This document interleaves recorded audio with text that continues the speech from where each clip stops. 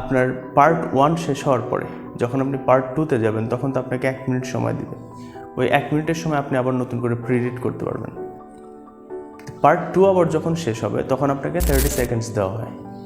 তাহলে আপনার ওই যে 30 সেকেন্ডসের মধ্যে কিন্তু আপনি মোটামুটি পড়তে পারবেন।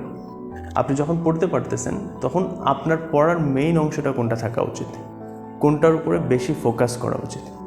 ফোকাস করা উচিত হচ্ছে এই যে বক্সের মধ্যে যে অংশটা থাকে সেটার মধ্যে, বিকজ এইগুলো সিরিয়ালি বলবেই 21 থেকে 26 এই যে কোশ্চেন্সগুলো সিরিয়ালি 1 বাই 1 বলবে।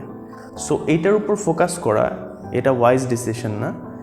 কি করবেন, 21 থেকে 26 একবার করে পড়ে নেবেন। তো 21-এ বলছে দ্য এল্ডেস্ট চাইল্ড, আপনি একবার পড়ে নেবেন খুব কম সময়ের মধ্যে। Middle child, youngest child, twin, only child, a child with much older siblings.